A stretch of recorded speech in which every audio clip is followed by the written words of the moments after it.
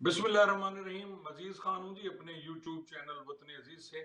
आज हमारे साथ मुल्क के मशहूर सीनियर कानूनदान, कालम निगार, अदीब और नावल निगार मौजूद हैं, जनाब हफीजुल्लाह खान साहब। आज हम उनसे बात करेंगे कि जब से पाकिस्तान बना, पाकिस्तान में उर्दू जबान राइज क्यों नहीं हो रही और इसके साथ सौतेली माँ जैसा सलूक क्यों हो रहा है। तो जनाब हफीजुल्लाह खान साहब, सबसे पहले हम आपको खुश आमदीद कहते हैं अपने प्रोग्राम में। जनाब की आमद का बहुत शुक्रिया। बहुत शुक्रिया कि आपने मुझे इनवाइट किया वतन अजीज़ में। तो ये जो जिस मौजू पर आपने आज की गुफ्तगू रखी है, वो वतन अजीज़ का इस वक्त सबसे बड़ा मसला है। और जी सर। वतन अजीज़ से मोहब्बत ही, मैं समझता हूँ, इस मुल्क में रहने वालों के लिए उतनी ही ज़रूरी है कि जितना कि हमारी रगों में दौड़ता हुआ लहू और हमारे सांसों में जो मौजूद ऑक्सीजन की मिकदार है, ये वैसे ही है। इसमें अगर आप देखें, जो आपका सवाल है, इसकी हिस्ट्री बहुत पुरानी है। जितना कि ये मुल्क पुराना है, 73 साल हो गए, उतनी ही इसकी जो रूट काज है ना, जब हमारा मुल्क बना तो आप जानते हैं कि उस वक्त इसके दो हिस्से थे, मगरबी पाकिस्तान और मशरकी पाकिस्तान। मगरबी पाकिस्तान को पश्चिमी पाकिस्तान भी कहा जाता था बांग्ला जबान में, और पूर्वी पाकिस्तान था मशरकी पाकिस्तान बांग्ला जबान में। तो हमारे यहाँ जो उस वक्त जबानें थीं इस खित्ते की, मगरबी पाकिस्तान ये मल्टाई लिंगुअल एक था, हिस्सा था पाकिस्तान, जिसमें आप देखते हैं कि सिंधी जुबान थी, सराइकी थी, पंजाबी थी, पश्तो थी, बरावी थी और बलोची थी, और उसके साथ दरी जबान भी थी, हजारी जबान थी, हिंद को जबान भी थी। और मैं आपसे ये अर्ज करूं कि जो अब मौजूदा पाकिस्तान है, इसमें 73 जबानें बोली जाती हैं, और अच्छा सर। 73 जबानों में सिर्फ 18 जबानें हैं कि जिनका रस्मुल खत है या जो लिखी हुई हैं। बाकी जबानें सिर्फ बोली जाती हैं, लिखी लिखी नहीं जाती वो। और उनके बोलने वाले जो हैं चंद हजार लोग हैं।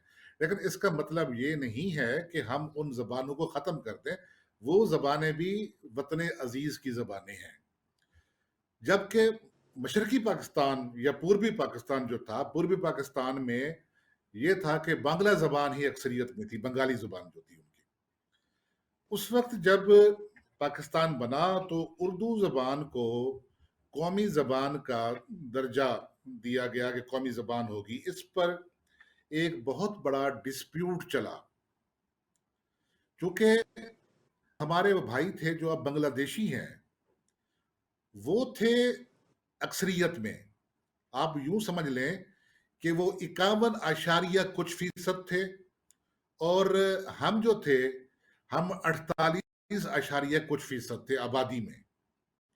उनका ये क्लेम था कि जो बंगला जबान है या बंगाली जबान है, वो अक्सरियती बड़ों की जबान है, लिहाजा कौमी जबान वो होनी चाहिए। उसके मुकाबिल जो हमारे यहाँ एक इलीट क्लास या अशराफिया मौजूद थी मगरबी पाकिस्तान की, उसमें जो लोग थे, पंजाब के थे, सिंध के थे, वो जो उस वक्त था सूबा सरहद जो मौजूदा खैबर पख्तूनख्वा है, उसके थे। बलूचिस्तान इतना डोमिनेट उस वक्त नहीं करता था, पंजाब उस वक्त भी डोमिनेट करता था। हुआ ये कि जब इधर कायद आजम ने लियाकत अली खां को वजीर आजम मुकर्रर किया, तो उन्होंने कायद आजम की वफात के बाद ये किया कि उनके पास अपनी कोई कॉन्स्टिट्यूंसी नहीं थी जहां से वो इलेक्शन लड़ सकते। इसीलिए हमारे यहाँ जो आइन साजी थी वो डिले हुई, और हमारे यहाँ जो पहला आइन बना वो पाकिस्तान बनने के 9 साल बाद बना, 1956 में। जबकि इंडिया में ये काम बहुत जल्द हो गया था, भारत में।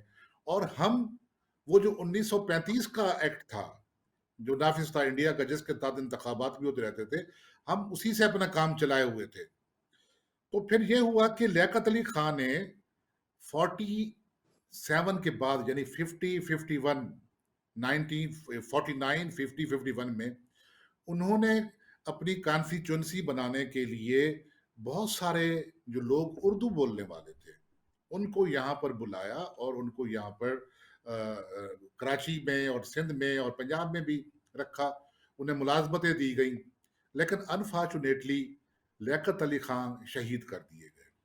اب لیاقت علی خان کی شہادت کے پیچھے بھی کہیں یہی وہ تھا کہ جو پنجاب کی اشرافیہ تھی، سندھ کی اشرافیہ تھی، یا دوسرے لوگ جو تھے جو طاقت میں تھے، وہ نہیں چاہتے تھے کہ کوئی اردو سپیکنگ ادھر آ کر یہاں پر وہ حکومت بنائے، یا جن کا ادھر کوئی نہیں ہے۔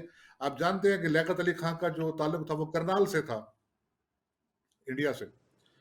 تو یہاں پر پھر یہ ہوا کہ لیاقت علی خان کی شہادت کے بعد گو کہ اردو زبان کو قومی زبان کا درجہ دیے جانے سے متعلق جو حضرت قائد اعظم کی خواہش تھی کہ یہ رابطے کی زبان بھی ہے پورے ملک میں اور بولی بھی جاتی ہے، سمجھی بھی جاتی ہے، اس خواہش کو ہم نے ہاف ہارٹیڈلی پورا کیا۔ اور ہاف ہارٹیڈلی اس لیے پورا کیا کہ ہم نے وہ آدھے دل سے کہ ہم آئین میں بھی شک رکھ دیتے تھے کہ قومی زبان کو رائج کیا جائے گا، لیکن اس کو رائج نہیں کرتے تھے۔ اس میں پیچھے پھر دو تھے، ایک جہاں کی پرانی اشرافیہ جو نہیں چاہتے تھے کہ اردو زبان کا نفاذ ہو، اور ساتھ ہی ہر نوبادیاتی جو کالونائزڈ ایریاز ہوتے ہیں اس میں جو لیگیسی ہوتی ہے، جو وراثت چھوڑ کے جاتے ہیں جو حکمران، جیسے ہمارے یہاں انگریزی زبان چھوڑ کے گئے، تو ہمارے ہاں جو بیوروکریسی تھی وہ انگریزی زبان میں بات کرنے میں ہی سہولت محسوس کرتی تھی۔ وہ نہیں چاہتی تھی کہ کوئی ایسی زبان آئے جس میں لکھنا پڑھنا ان کے لیے ممکن نہ ہو۔ اب پھر یہ بھی ایک اردو کا دامن گو کہ وسیع تھا، لیکن اتنا وسیع نہیں تھا کہ وہ جو دفتری اصطلاحات ہیں، دفتری زبان ہے، قانونی زبان ہے، اس میں وہ ساتھ دے سکے۔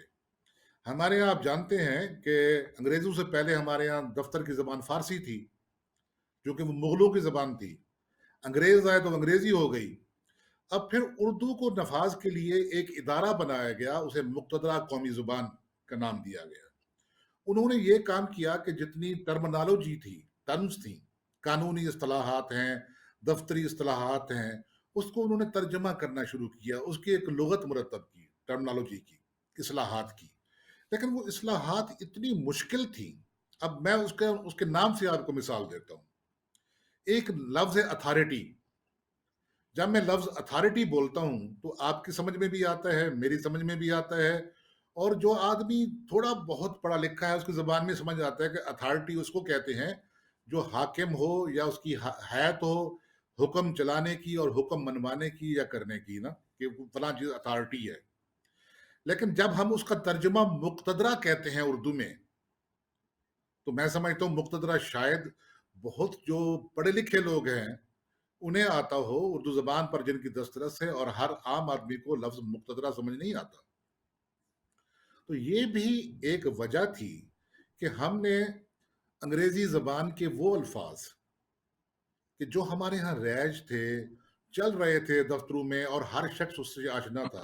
میں اس کی ایک اور مثال آپ کو دیتا ہوں۔ ایک لفظ ہے واٹر، پانی۔ جی سر۔ اب دیہاتوں میں رہنے والے بھی لوگ جانتے ہیں کہ واٹر کیا ہوتا ہے، اور لوگوں نے واٹر کو قبول کر لیا کہ جب نہر آ رہی ہو تو واٹر آ رہا ہے اس میں۔ پھر ایک لفظ ہمارے ہاں بولا جاتا ہے مینر۔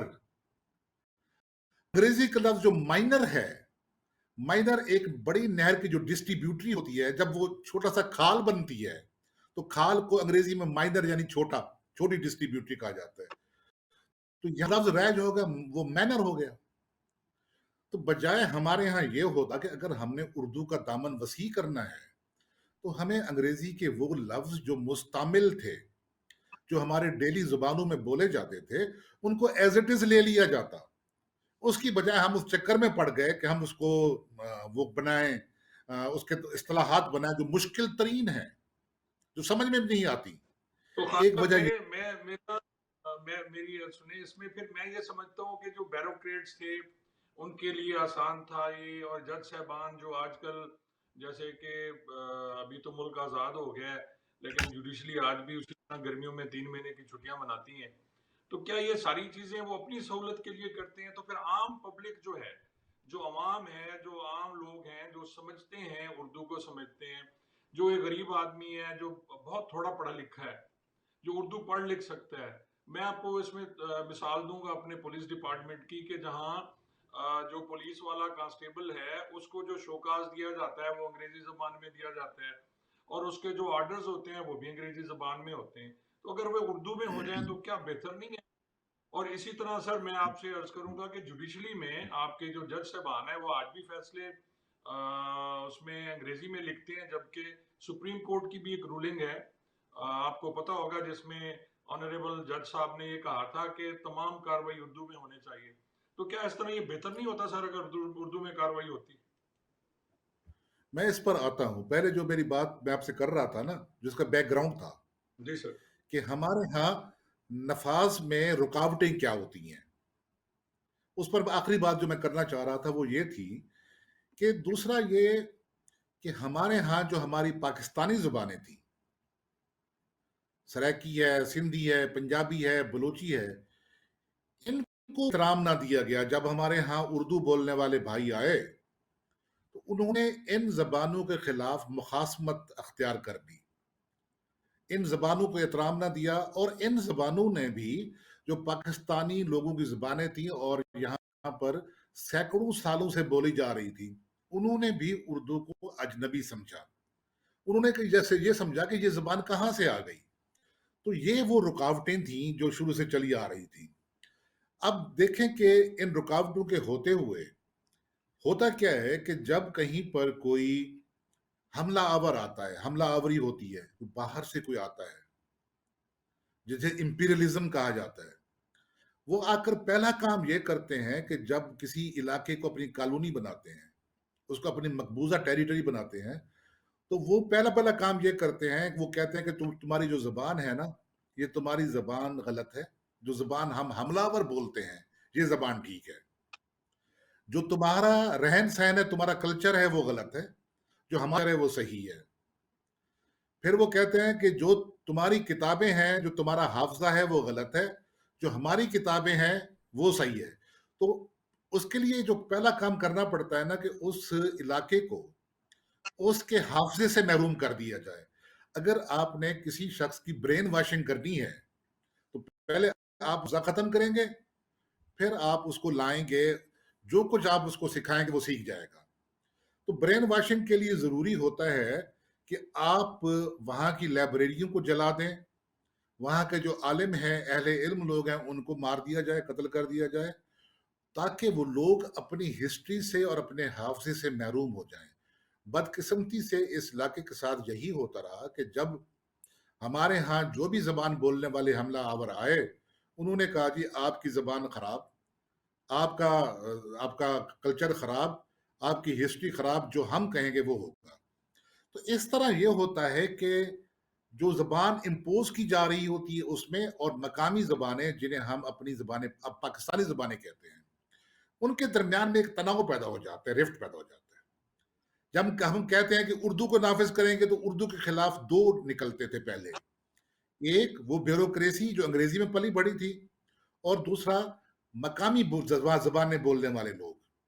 اور پھر اردو بھی ان کے خلاف وہی سلوک کرتی تھی.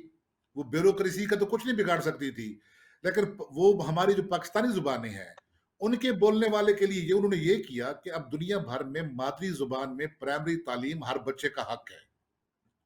تو یہاں پر بچوں کو پرائمری تک ان کی مادری زبان میں تعلیم سے محروم کر دیا گیا. صرف سندھ میں یہ ہے کہ بچوں کو تعلیم دی جاتی ہے سندھی زبان میں. ہمارے ہاں پنجاب میں نہ پنجابی زبان میں تعلیم دی جاتی ہے، نہ سرائکی زبان میں تعلیم دی جاتی ہے. ابھی کے پی میں سرائکی کو انہوں نے تسلیم کیا ہے کہ یہ پارلیمان کی زبان بھی ہے، اسمبلی میں بھی بول سکتے ہیں. اور میں حیران ہوں کہ وہاں پر انہوں نے پرائمری میں بھی رائج کر دیا، سیکنڈری میں بھی رائج کر دیا ہے. اور یہ زبردست. ایک عجیب سی بات ہے کہ زبان کی جو تعلیم ہوتی ہے یا ادب ہوتا ہے وہ نیچے سے اوپر کو آتا ہے، کہ پہلے پرائمری میں، پھر سیکنڈری میں، پھر کالج میں، پھر یونیورسٹی میں. ہمارے ہاں سرائکی کی ایم اے کی تعلیم پہلے شروع کر دی گئی اور پرائمری میں ابھی تک نہیں آئی. ایم اے کے بعد وہ آئی تو be a sir per, be اے کے بعد. تو تو سر بالکل جی آپ صحیح فرما رہے ہیں. اس کا مطلب ہے کہ جی کیونکہ ہندوستان سے ہمیشہ حملاور آتے رہے، جو فارسی بولنے والے تھے انہوں نے فارسی رائج کر دی، اور اسی طرح جو انگلش بولنے والے تھے انہوں نے انگلش رائج کر دی. تو میرے خیال میں یہ آپ کہنا چاہ رہے ہیں، اگر مختصراً اس کا تجزیہ کیا نہ جائے نہ تو جو یہ حملاور. یہ تھی اس کی، ہاں یہ اس کی تاریخ تھی کہ ریفٹ کیوں ہوا. اب یہ ہوا کہ یہ تو تھا پس منظر. اب اس پس منظر میں جب ہمارے فرض کریں جوڈیشری ہے وہ فیصلے انگریزی میں کیوں کرتی ہے، یا ہمارا جو روز مرہ کا، جیسا کہ آپ نے مثال دی کہ ایک ہیڈ کانسٹیبل کو شو کاز نوٹس دینا ہے، کانسٹیبل کو دینا ہے، انگریزی میں ہوتا ہے.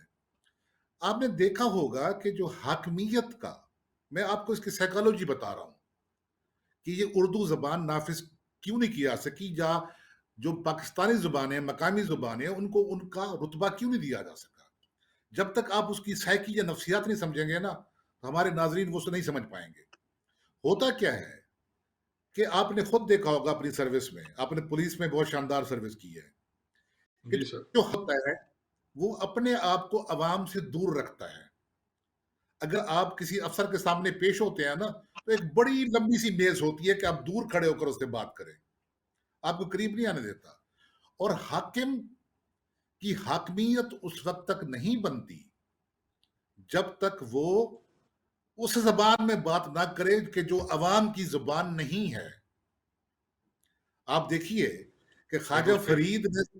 خواجہ فرید نے سرائکی شاعری کی اور مقبول عام ہوئے، جبکہ ان کے بڑے بھائی جو خواجہ فخر جہاں تھے انہوں نے فارسی شاعری کی، اور ان کی فارسی شاعری کا ترجمہ پہلی دفعہ ہم نے چھاپا ملتان انسٹیٹیوٹ کے تحت، جو سرائکی میں ترجمہ ہم نے کیا تھا اس کا.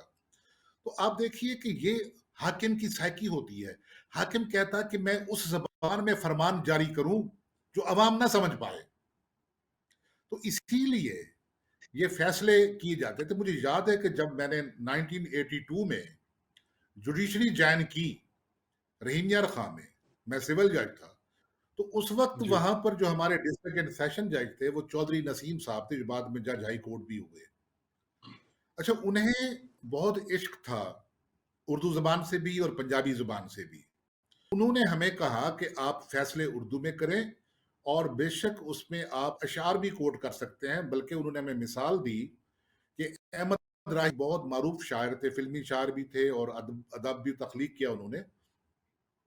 ان دنوں 82 میں ان کا آیا تھا ایک مجموعہ کلام ترنجن کے نام سے، تو وہ ترنجن سے اپنے شعر بھی کوٹ کیا کرتے تھے. تو ہم نے بھی میں نے بھی اردو میں فیصلے لکھنے شروع کر دیے. اب لوگوں نے پہلے دیکھا کہ یہ فیصلے اردو میں آ رہے ہیں تو لوگ اس فیصلوں کو سمجھ لیتے تھے. لیکن جب یہ ہوا کہ ہماری اپیلیں جانے لگیں ایڈیشنل ڈسٹرکٹ اینڈ سیشن ججز کے پاس، اب اس میں ایک دلچسپ لطیفے کو بتا رہا ہوں. تو اس وقت رحیم یار خان میں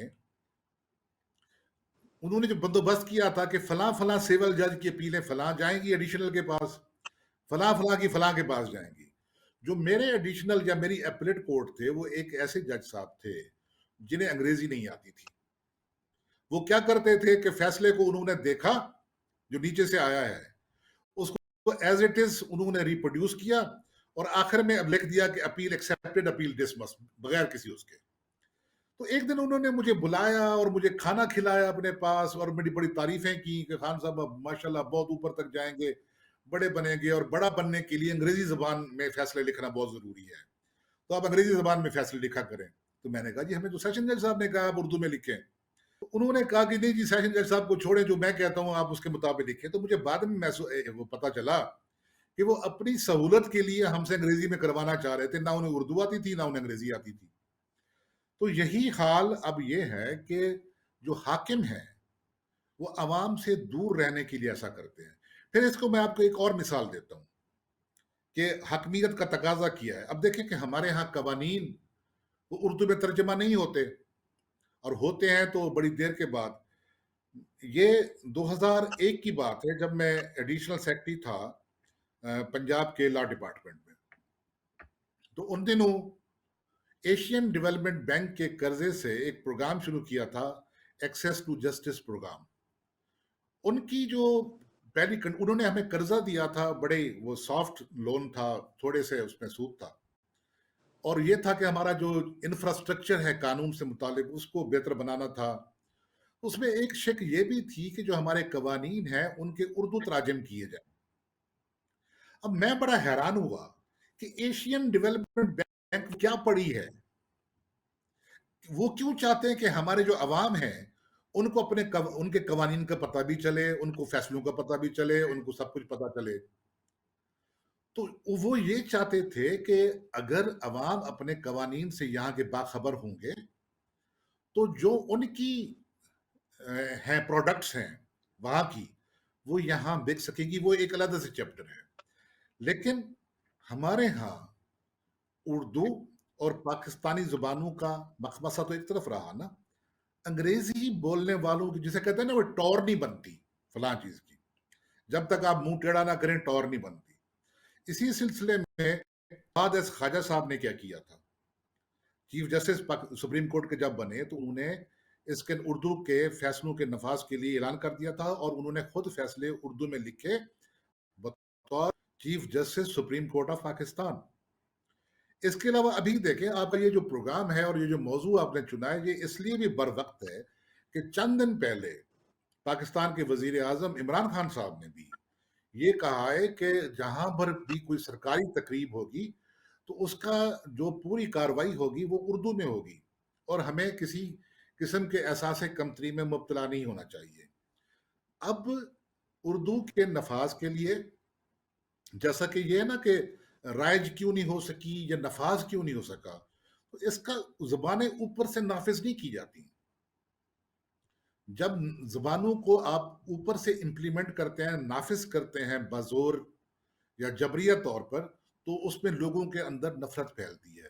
تو زبانوں کو فروغ دیا جاتا ہے.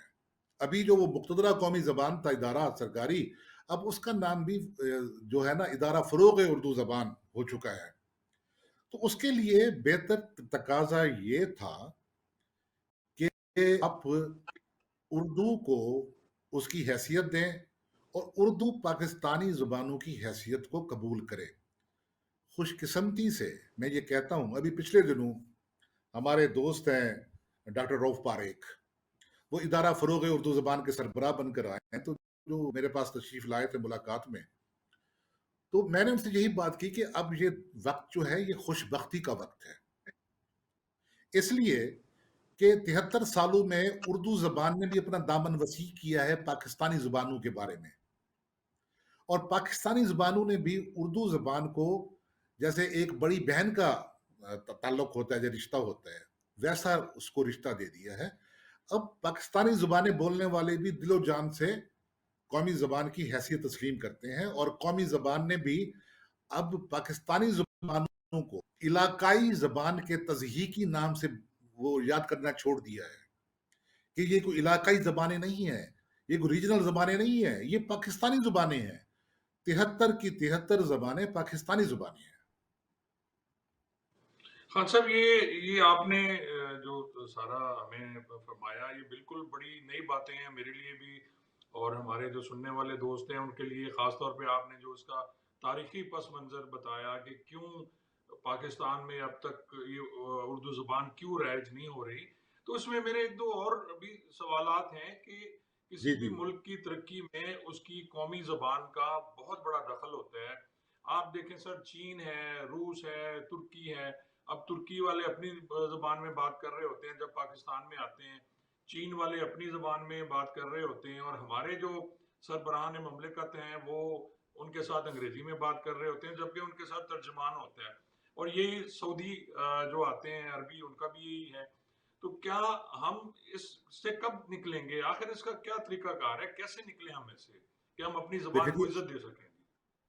آپ نے جو مثال دی ہے وہ پاکستان پہ معذرت کے ساتھ لاگو نہیں ہوتی. وہ اس لیے نہیں ہوتی کہ ترکی میں ترکی زبان سینکڑوں سالوں سے بولی جا رہی تھی. وہاں یہ نہیں کیا گیا کہ کسی دوسری زبان کو, چائنیز زبان کو وہاں بلا کر کہہ دیا گیا ہو کہ یہ آپ کی قومی زبان ہے آج سے. اسی چائنا میں بھی جو چینی زبان ہے وہ صدیوں سے بولی جا رہی ہے. جس علاقے میں وہاں کی زبان صدیوں سے بولی جا رہی ہے تو وہ زبان تو ویسے رہتی ہے. ہمارے ہاں جب پاکستان بنا تو ٹھیک ہے، اردو زبان رابطے کی زبان ہم نے مان لیا، اردو زبان میں بات کرنا کمیونیکیشن زیادہ ہے، اردو زبان بولنے والے لوگ دنیا میں بہت زیادہ ہیں۔ میں نے بھی، آپ نے دیکھا ہوگا کہ اگر میں نے سرائیکی موضوعات کو ان کے بارے میں لکھا ہے تو میں نے کوشش کی کہ ان میں اردو میں لکھوں تاکہ اس کا ابلاغ زیادہ ہو۔ اردو سے جب آپ انگریزی میں جاتے ہیں تو ابلاغ اور بھی بڑھ جاتا ہے۔ دوسرا یہ ہے کہ یہ زبانیں چلتی ہیں منڈی کی معیشت پر، مارکیٹ اکانومی پر۔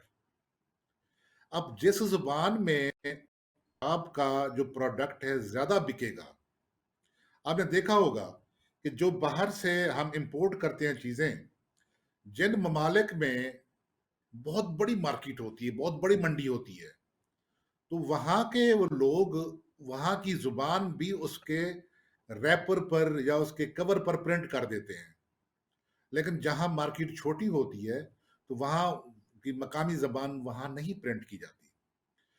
ہمارے ہاں صورتحال یہ تھی کہ ہمیں ایک قوم بننا تھا 1947 کے بعد۔ بدقسمتی سے بہت سارے عوامل جن کا میں نے کچھ ذکر کیا، بہت سارے عوامل ایسے کا ذکر نہیں ہو سکا، بہت سارے عوامل ایسے ہیں جن کا ذکر نہیں ہو سکتا۔ ان کے سبب نہ تو ہم قوم بن سکے، ہم نے قومی زبان کو اس طریقے سے مانا۔ ٹھیک ہے کہ ہم انگریزی سے دنیا بھر سے کمیونیکیٹ تو کریں، لیکن جہاں پر ہم دیکھتے ہیں کہ ہم نے اپنے عوام کرنی ہے۔ اب جو عدالتی فیصلے ہیں وہ تو عوام کے لیے ہوتے ہیں، دفتری احکامات عوام کے لیے ہوتے ہیں۔ جہاں آپ نے دنیا سے بات کرنی ہے تو آپ انگریزی میں کریں، چائنیز میں کریں، بھلے جس زبان میں کریں، لیکن جب آپ نے اپنے عوام سے بولنا ہے، مخاطب ہونا ہے، تو آپ عوام کی زبان میں مخاطب ہوں۔ پرابلم یہیں پھنسا ہوا ہے۔ ہم کاٹھے انگریز تو بن گئے، ہم حاکم تو بن گئے، ہم نے یہ نہیں کیا کہ جب میں اپنے ملازم سے بولوں تو اس کی زبان بولوں۔ آپ نے دیکھا ہوگا کہ جب ہمارے سرائیکی بھائی کسی بڑے آدمی سے بات کرتے ہیں تو وہ کوشش کرتے ہیں کہ وہ کسی اور زبان میں بولے جو حاکم کی زبان ہے، انہیں کچھ بھی نہیں آتی، اور وہ سمپلی جسے کہتے ہیں ڈوڈر کاں، وہ ڈوڈر کاں بن کے رہ جاتے ہیں۔ تو تو ہاں اس صاحب، لیے یہ یہ تھا۔ میں نے کالم میں، جی آپ صحیح فرما رہے ہیں، یہ کالم میں بھی میں نے لکھا تھا کہ جی جب ہم وہ بچہ ہے چھوٹا گھر میں تو اس کی والدہ اس کے یا باپ اس کا اس کو انگریزی میں بات کرتا ہے، اور اس کی دادی جو ہے وہ اردو میں کر رہی ہوتی ہے، اور دادا جو ہے وہ سریکی میں بات کر رہا ہوتا ہے، تو کیا یہ پنجابی میں بھی ہو سکتا ہے؟ تو یہ ساری چیزیں ہر پھر گھر ہر میں بھی تو یہ چلتی ہیں اسی طرح جی، جیسے نہ آپ کہہ رہے ہیں۔ یہ احساس کمتری ہے۔ آپ نے دیکھا ہوگا ہمارے ہاں ہمارے جو دو چار بھائی ہیں نا، اب پشتو بولنے والے، سندھی بولنے والے، بلوچی بولنے والے، یہ جب بھی بات کریں گے یہ اپنی زبان میں بات کریں گے، پاکستانی زبان میں بات کریں گے۔ یہ جو جی سب بالکل۔ سے بڑا احساس کمتری ہے نا، یہ پنجاب میں تھا، اور اس سے پنجاب کی جو دو بڑی زبانیں ہیں سرائیکی اور پنجابی، اس کی تعلیم کو بہت نقصان پہنچا۔ اور میں سمجھتا ہوں کہ جب سرائیکی اور پنجابی کو نقصان پہنچا تو اس سے اردو کو نقصان پہنچا۔ میں نے اپنی تحریروں میں خاص طور پر اردو زبان میں نے سرائیکی لفظوں کو برتا ہے۔ اس سے زبانوں کا دامن وسیع ہوتا ہے، زبانیں زندہ رہتی ہیں۔ آپ کو معلوم ہوگا کہ سنسکرت زبان پورے خطے کی زبان تھی۔ وہ زبان کیوں مر گئی سنسکرت؟ اس لیے کہ اس زبان میں پیورٹی کی ایک صفائی کی تحریک چلی تھی کہ جو دوسری زبانوں کے لفظ ہیں یہاں سے نکال دیے جائیں۔ اب آپ نے دیکھا ہوگا کہ انگریزی کیوں زندہ ہے۔ ہمارے ہاں آج سے چند سال پہلے ایک کریکٹر آیا تھا گلو بٹ کے نام سے، جی جی لاہور میں۔ اچھا، اس نے وہ گاڑیوں کی توڑ پھوڑ کی تھی، آپ کو یاد ہوگا۔ جی تو اس بالکل کے جی۔ مہینے ڈیڑھ مہینے کے بعد ہی انگریزی زبان کی جو ڈکشنری تھی اس میں ایک نیا لفظ ایڈ ہو گیا، گلو ازم. گلو ازم ایڈ ہوا. گلو ازم کا مطلب یہ ہے کہ کوئی آدمی دھونس دادلی اور طاقت سے دوسروں کو وہ ان پہ جبر کرے، تشدد کرے. تو انگریزی کا دامن کیوں وسیع ہو رہا ہے کہ انہوں نے گلو ازم کو اپنے ہاں لے لیا. ہم نے گلو ازم کو چھوڑے، ہم نے اپنی زبان کو چھوڑ دیا. ہمارے ہاں ایک کلچر آیا جب ہم کسی کو اپنا بھرا، لالا، سوتر اور مسات کہتے ہیں تو ہمیں احساس کمتری میں مبتلا کر دیا گیا کہ اب باجی اور بھائی جان کہیں گے تو بات ٹھیک ہے، سوتر، مسات، ملیر کہیں گے تو یہ غلط ہے، اب لالا کہیں گے تو یہ غلط ہے. ہمیں شرمندگی ہوتی ہے لالا کہتے ہوئے بھی. تو یہ وہ باتیں تھیں کہ اب ہم اس احساس کمتری سے کون مبتلا کرتا ہے؟ یہ خواتین مبتلا کرتی ہیں. آپ ایک سوال کیا گیا تھا مجھ سے کسی جگہ پر کہ آریہ آئے تھے. پہلے تو میں اس کو نہیں مانتا کہ آریہ کہیں باہر سے آئے تھے. سوال یہ تھا، میں نے بھی دلیل میں دی تھی کہ آریہ جب آئے، اگر آریہ آئے تو آریہ کی زبان کہاں گئی؟ اگر وہ آریہ آئے تھے یہاں پر تو ان کی زبان زبان کون جو سی تھی اور ہمارے خطوں میں وہ زبان باقی کیوں نہیں رہی؟ تو اس کا ایک جواب میں نے خود ہی دیا تھا کہ اگر آریہ آئے تھے، جو میں نہیں مانتا، تو انہوں نے وہ شادیاں یہاں کی مقامی عورتوں سے شادیاں کی. تو یہاں کی مقامی عورتوں نے، اب جو بچہ ہوتا ہے وہ باپ نہیں پالتا، ماں پالتی ہے. تو وہاں کی ماؤں نے جس زبان میں لوری دی اپنے بچوں کو، جو زبان سکھائی، وہ اپنی ان کی مادری زبان تھی، وہ کوئی اوپری زبان نہیں تھی. تو ہمارے ہاں جو پنجاب کی جو ماں ہے، اس نے احساس کمتری میں آ کر اس نے یہ سلوک کیا کہ اس نے اپنے بچوں کو ڈوڈر کاں بنا دیا. ہمیں یہ چاہیے تھا کہ ہم اردو زبان کو قومی زبان بنائیں، اپنی زبانوں کو جو پاکستانی زبانیں ہیں تمام تر ان کو حرمت دیں اور انگریزی کو بھی باقی رکھیں. لیکن انگریزی ہم وہاں بولیں جہاں انگریزی کی ضرورت ہے.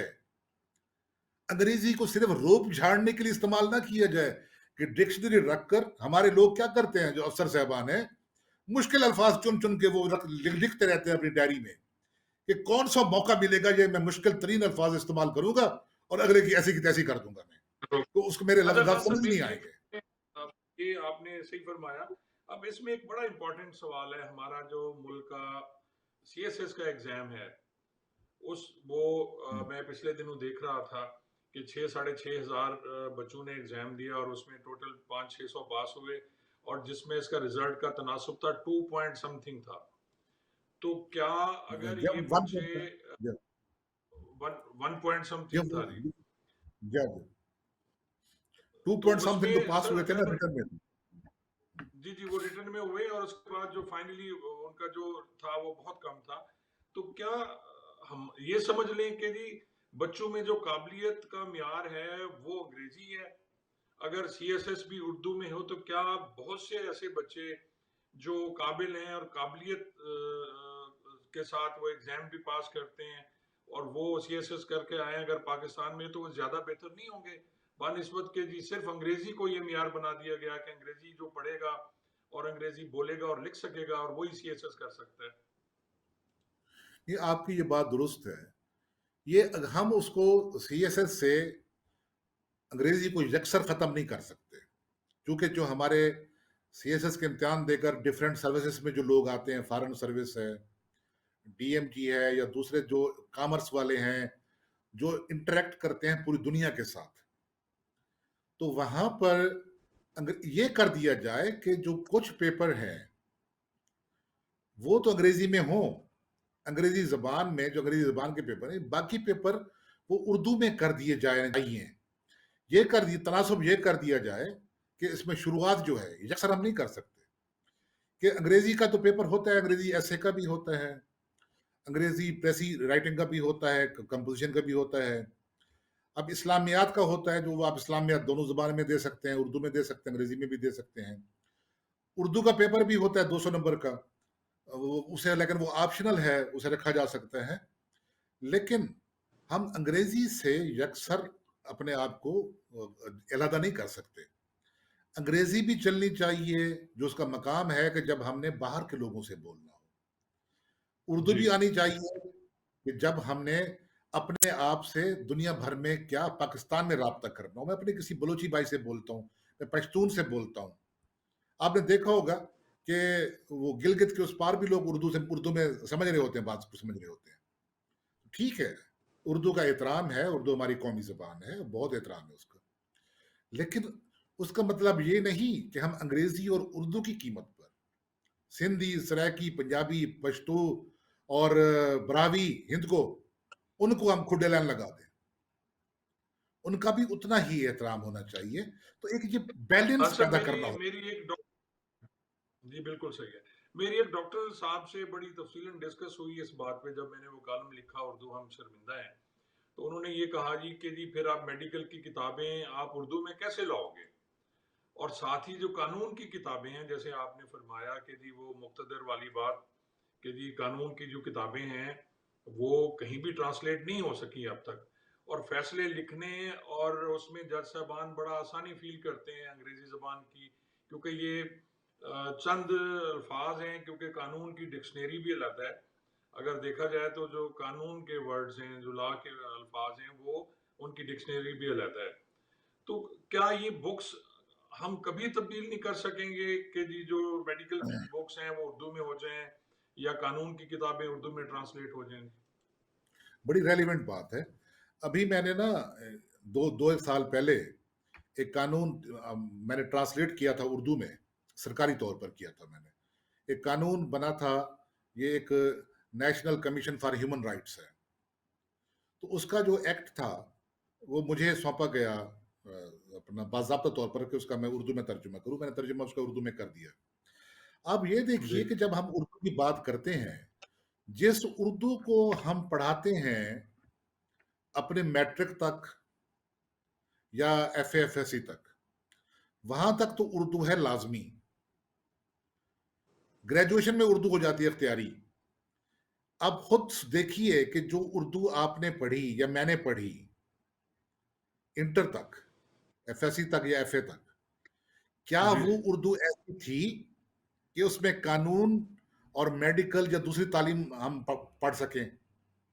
اس اردو میں تو سوائے شاعروں کے اور کہانیوں کے, افسانوں کے اور کچھ بھی نہیں ہوتا. اس میں اگر آپ نے اردو کو نافذ کرنا ہے, اور اردو میں جو یہ کتابیں ہیں ڈاکٹری کی ہیں, انجینئرنگ کی ہیں یا دوسرے علوم کی ہیں, قانون کی ہیں, اب قوانین سارے ترجمہ ہیں. سچی بات ہے کہ انگریزی میں پڑھتے ہوئے میں خود بڑی سہولت محسوس کرتا ہوں قانون کو. جب میں اردو میں پڑھتا ہوں تو آپ کو سمجھ نہیں آ سکتی. تو سمجھ اس لیے نہیں آ سکتی کہ یہ چیزیں ہیں اردو والی ہمیں اس طریقے سے نہیں پڑھائی گئی انٹر تک. اب انٹر تک کچھ ایسا سسٹم کریں کہ قوانین کی زبان جو ہے وہ, میڈیکل کی زبان اردو جو ہے وہ, انجینئرنگ کی زبان وہ, جو ان کی بیسک ٹرمز ہیں یا اس کی لینگویج ہے وہ انٹروڈیوس کرا دی جائے.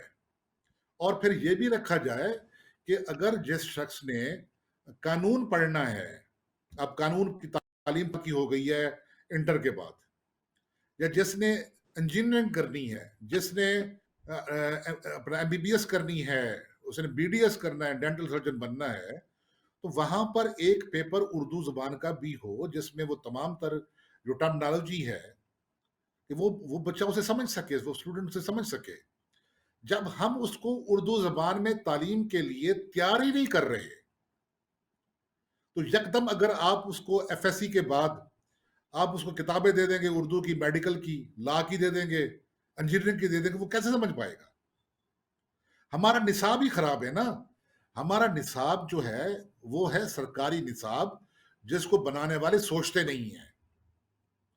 اس نصاب کے پیچھے ایک مائنڈ سیٹ ہوتا ہے کہ ہم نے لوگوں کو غلام بنا کے کیسے رکھنا ہے.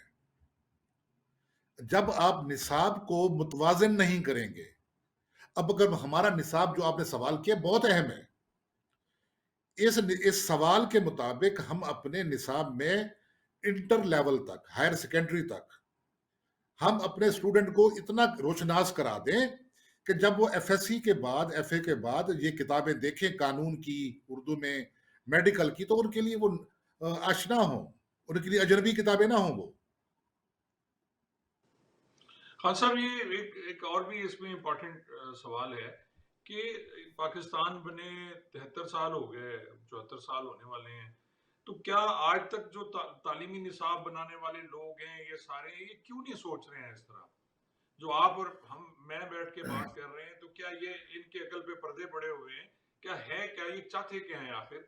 کیوں اس طرف نہیں آ رہے کہ ملک ترقی کرے ہمارا پاکستان اور اس کے بچے بھی اسی طرح پڑھ لکھ کے اوپر جائیں اور دنیا میں نام اپنا روشن کریں؟ عزیز صاحب بات یہ ہے کہ یہ جو نصاب بنانے والے لوگ ہیں نا، میں بڑی معذرت کے ساتھ کہتا ہوں، ان سب کے بچے یہاں نہیں پڑھتے، ان کے بچے باہر پڑھتے ہیں۔ یہ جہاں جو لوگ بیٹھ کر یہ کہتے ہیں کہ جناب یہ نہیں ہے وہ نہیں ہے، انہیں اس سے کوئی تعلق نہیں ہے۔ اور بدقسمتی سے ہمارے ہاں جو حکومتیں آتی ہیں نا، ان کی پالیسیوں میں تسلسل نہیں ہوتا، کنٹینیوٹی نہیں ہوتی۔ دنیا بھر میں یہ ہوتا ہے کہ جو بنیادی پالیسیاں ہوتی ہیں کسی ملک کے استحکام کے لیے، وہ پالیسیاں تبدیل نہیں ہوتی، وہ وہاں کی ایسٹیبلشمنٹ ان پالیسیوں کو چلواتی ہے۔ اور جو سیاسی پارٹیاں ہوتی ہیں، اب دیکھیں نا، سیاسی پارٹی حکومت بناتی ہے، ریاست کو کون چلاتی ہے؟ ایسٹیبلشمنٹ، جس میں سول ایسٹیبلشمنٹ ہے، بیوروکریسی ہے اور ملٹری ایسٹیبلشمنٹ ہے۔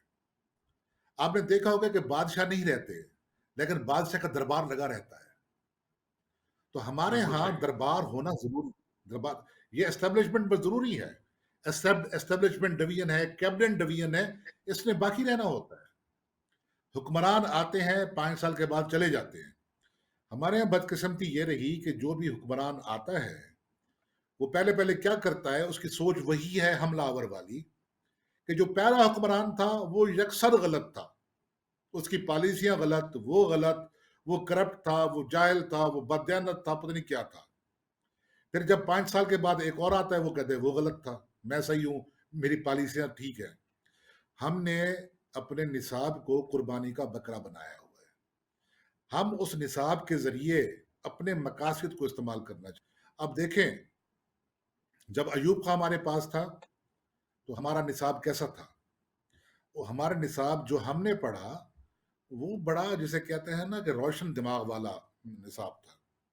اس کے بعد آپ دیکھیے کہ ایک دور آیا ضیاء الحق والا، تو پرپزلی نصاب کو تبدیل کیا گیا اور اس میں وہ چیزیں دخیل کر دی گئی کہ جنہوں نے یہاں کے لوگوں کے اندر گھٹن پیدا کر دی۔